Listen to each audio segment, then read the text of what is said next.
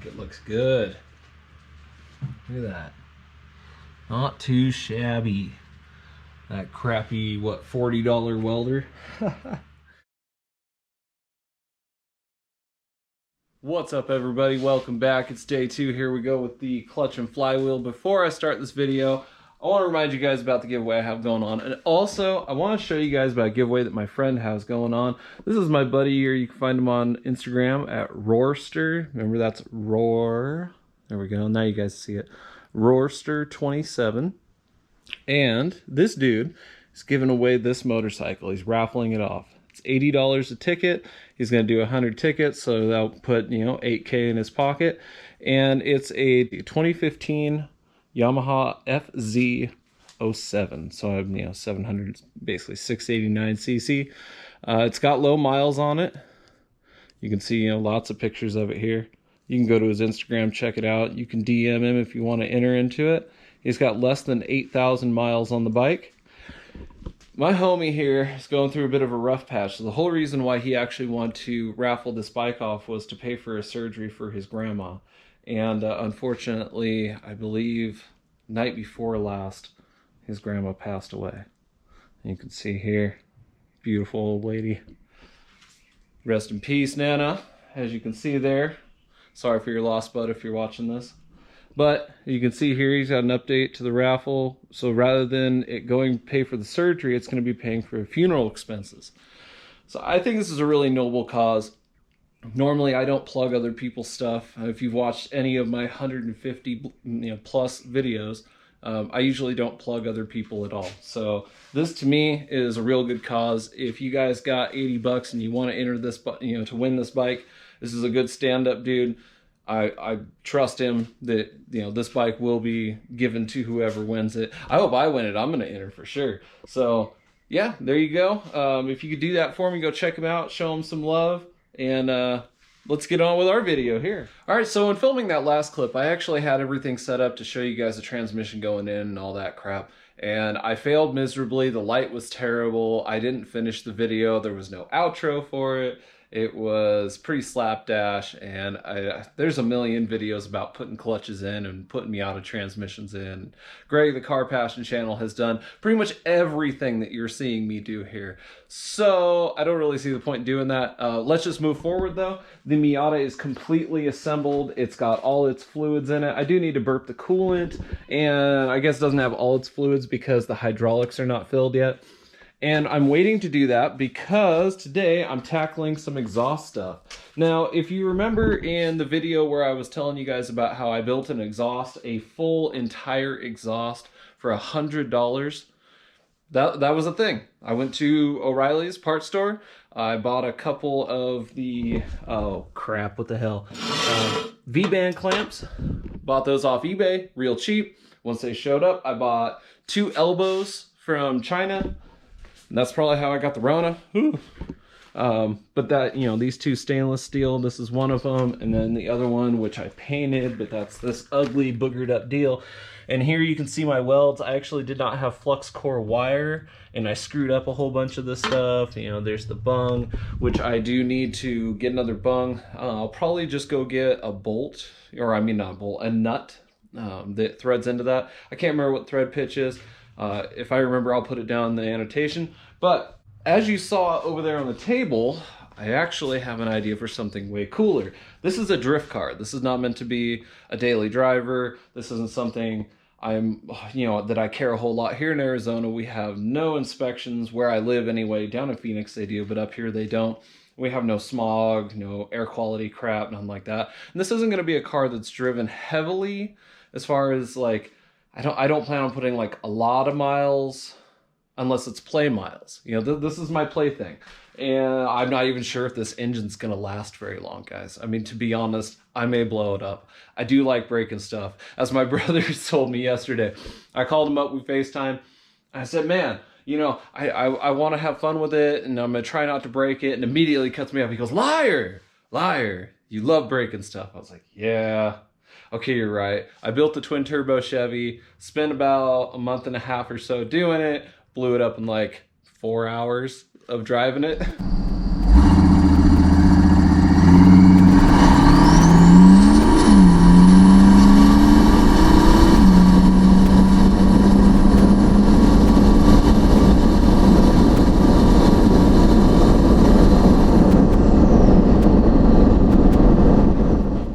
So I have some stuff that's just been kind of sitting around, and I thought let's put it to good use and let's do a hood dump on the Miata.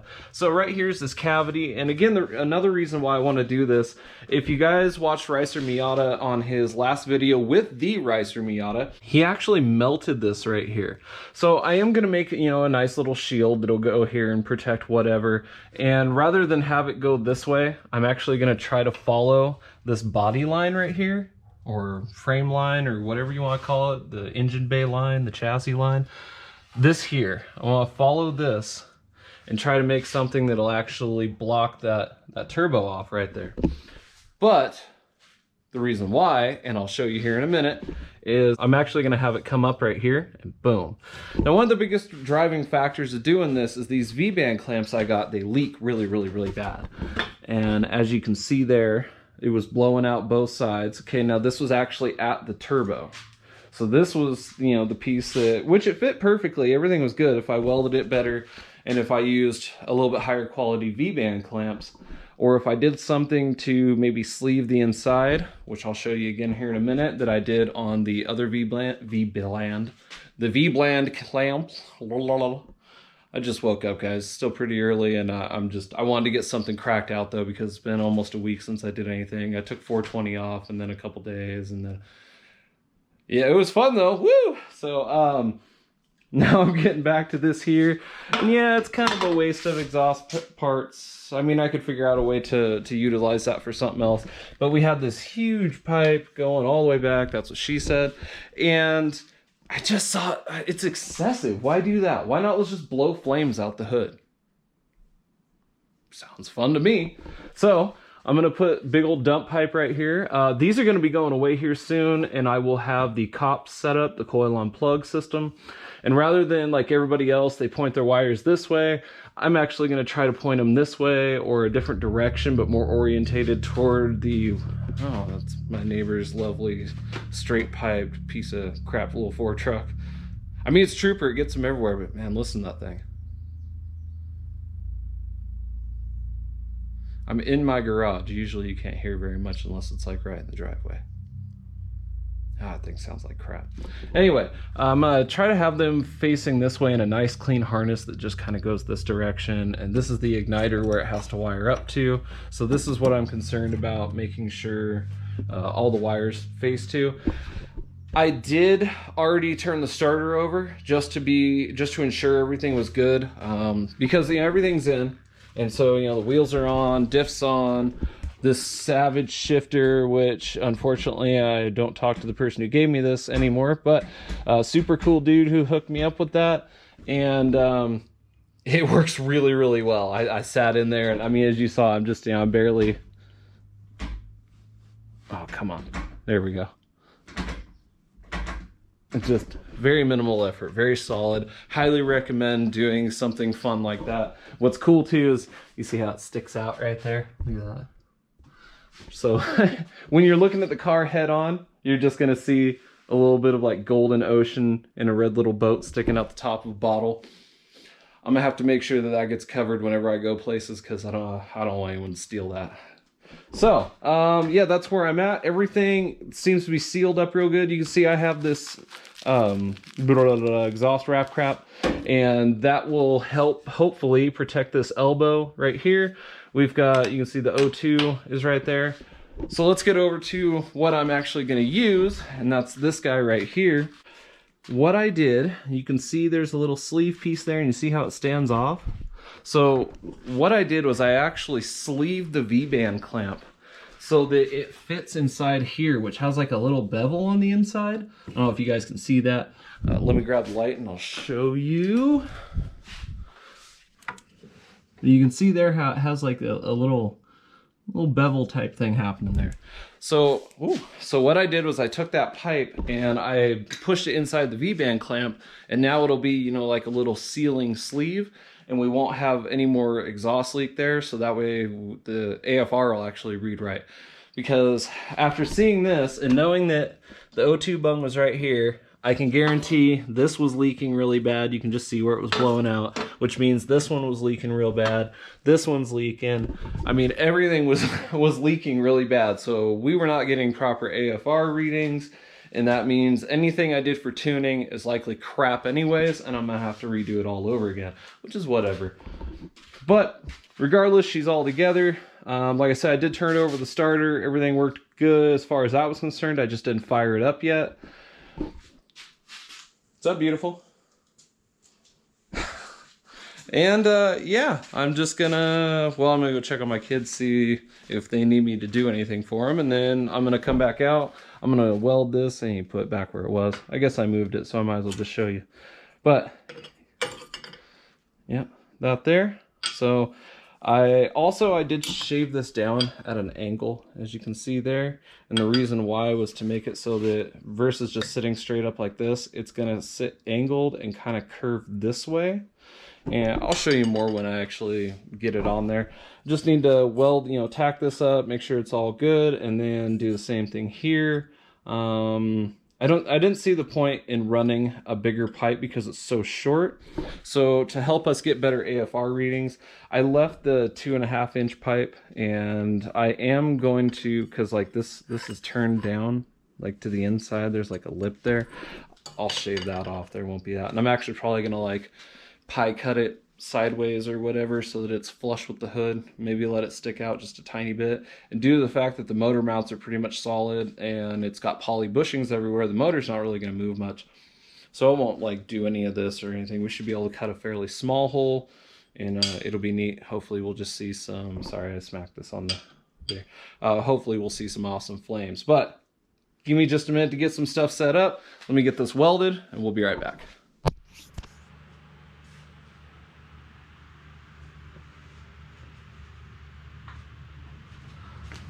What do you guys think?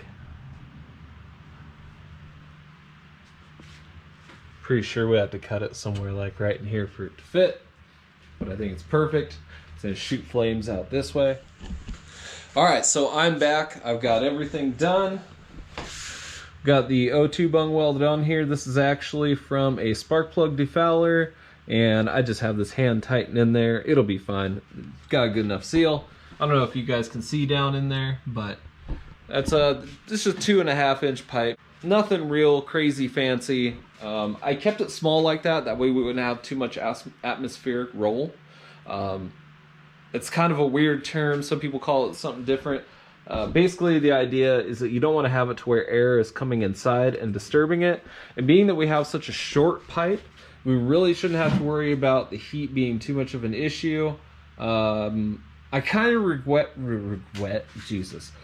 I kind of regret putting it here, and I almost wish I would have put it maybe off to the side or somewhere where the heat maybe not radiating up so much. But I am going to wrap this stuff in some exhaust wrap, which of course for some reason it's not right here. Oh, there it is. Too much stuff everywhere. So I am going to wrap it in this, and I do believe that's going to help quite a bit. And I'm still thinking about making a heat shield to go right here, but I'm not really sure if that matters anymore, simply because of the way, you know, the nature of the beast here. Most of the heat should just go right out. It really shouldn't heat soak too terribly bad. And I am probably gonna, since I'm gonna cut a hole for this, which I might, I haven't decided yet, okay? Because the way that I fix this with the little sleeve deal in there, I can actually do that right here, and I can do it here and here, which those are the only 3 V-band clamps that I'm using for the big long exhaust. But I don't know, I mean, it's a drift car, guys. It seems like the thing to do is to just be obnoxious. Why not? Is it the nature of the beast? Yeah, that's kind of what I think too. So at the moment, I like this idea. It won't be permanent till I cut the hole in the hood, and once we do that, there's no going back. So I think it's ready to start though. Go ahead and pop the garage door open. There's a bit more light on the subject. You can see the Elco sitting out right there. That baby's next. But first I actually need to swap the engine in this, which has been sitting here for about a month now. I just don't want to do it. I need to do it, but I don't want to do it. I'll probably do it after I get this, move this out of the way, put the cube here in. But that's whatever. Let's check it out and see what happens. I'm pretty excited. I guess we just set this here for right now. There is still no fluid in the clutch. I'll just leave it in neutral when I start it, and I won't be putting it in any gears or anything like that. And there's still no brakes either. My brother's actually going to be coming over this weekend to help me do that, mainly because I'm not sure if my wife is going to be able to push down the clutch enough for us to know, and I don't want her to have to bleed it. So other than that, let's go ahead and get everything started, see what happens here. So first things first, turn on the ECU, prime the fuel. Let's check and see, make sure we have no leaks. I see no leaks. Sweet, step one is done. See, if I turn this any further, that gets closer to here. And it looks like I've got more than enough room right there. And I did turn this plug over this way, which, I mean, realistically, if I wanted to, I could probably take it, put it under here. We could just turn the thing completely, go like this. Oh, come on. No, you don't want to go in your home? You too good for your home? What is the problem here? Oh, okay. There. All right. So I guess really we could do that. And there's just not much next to the pipe now. Woo! This is actually tucked behind right here, and it should work just fine. Looks like it'll work just fine. We'll test that out real quick. So, who wears short shorts? I wear short shorts. It's really hot out in Arizona. We already got up to, what, it was 103 yesterday? Whew. Let's see if you guys can see it. Yep, right there. All right, so it's working. Clutch in. They got me some new flops. They were like $4 from Walmart. They got Rona on them, Rona special. Oh, kind of nervous.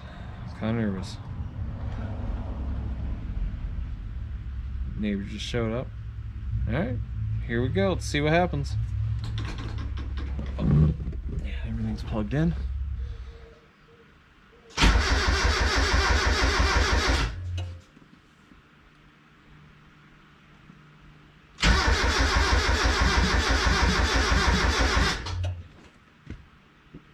Uh-oh.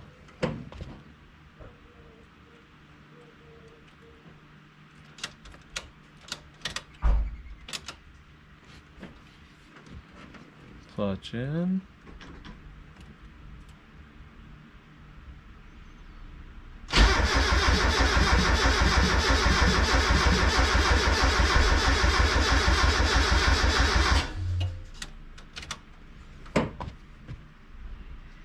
Says it's lean.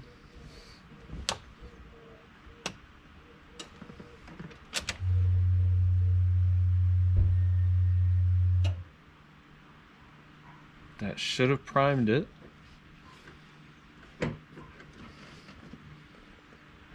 I plug the coil backs back in? All right, so it wasn't snapped in all the way, so let's go ahead and give it another try and see what happens this time. I'm gonna laugh, but that's all it was.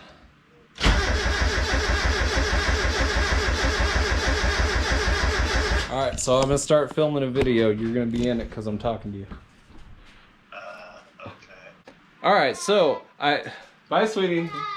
Bye, love you. Hold on, I didn't give him some love. Oh no, I need my loves.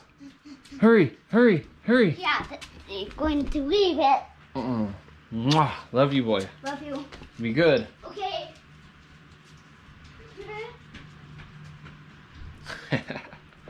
All right, so it turns out that I had the fuel lines crossed. I had the return and the feed and the feed and the return, so it was just pushing against the diaphragm on the fuel pressure regulator. We should be good now. I'm gonna go ahead and crank it up, give it a start. I'm holding my phone here because my brother's on the phone with me. We've been sitting here BSing while I'm trying to do this. And, you know, it helps you from getting mad when you're just sitting there staring at it going, what did I do wrong? All right, here we go, Kevin, you ready? Yeah. See if we can hear the hood dump. Do other than just No, no, no, no, no, no, no, no. Hey, that could be a really cool song. And only when it starts is it a cool song. Till then, Right, right. Okay, here we go. Let's see if it's a cool song. Woo! All right.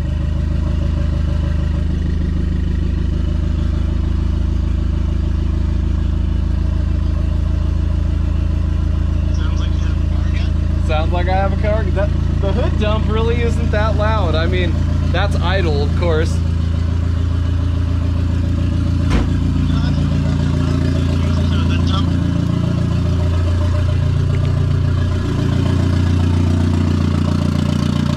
Okay, that's pretty ridiculous.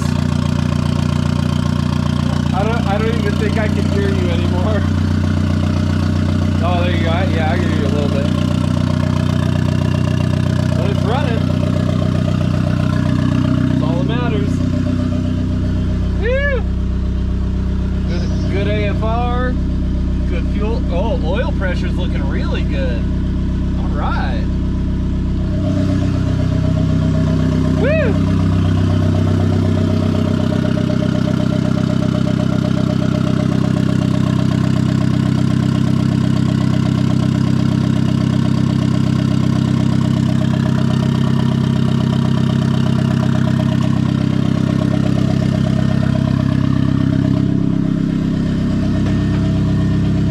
As much as I want to sit here and rev it and be like, all right, let's hear it do all the things. Those are brand new bearings. So, but woohoo! It started! All right!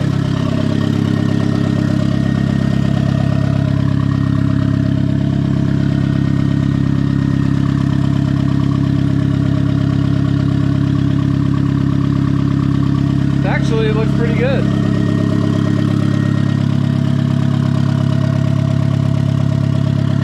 There's kind of a high-pitched squeal that's happening.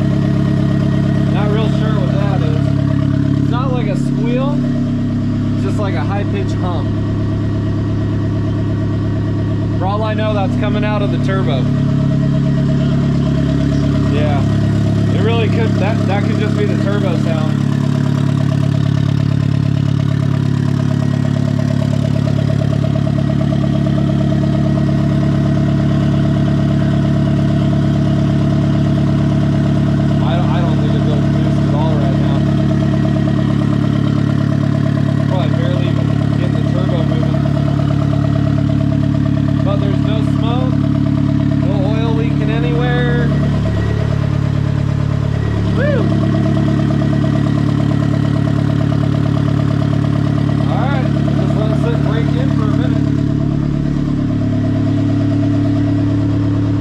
Alright guys, well thanks for being here. I'm going to close the video out for today.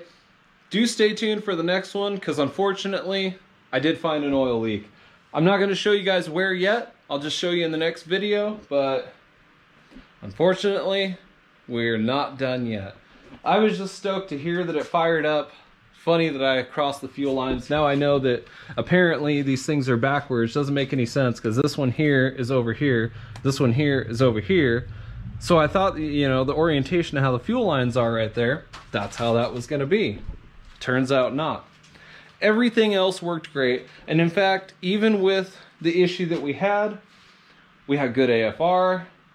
It has a high idle right now. And the reason why is because I did plug the idle air controller back in, but I don't have it set up. So I didn't tell the tune that I actually have the IAC hook back up. So it was just leaking a little bit of air through there. Gave it a little bit of high idle, and that's fine. Other than that, we're looking pretty good to go at the moment. I just need to figure out what went wrong, and yeah, stay tuned for the next one, and I'll let you guys know. Thanks for being here. This is Monkey Mike signing off. Peace.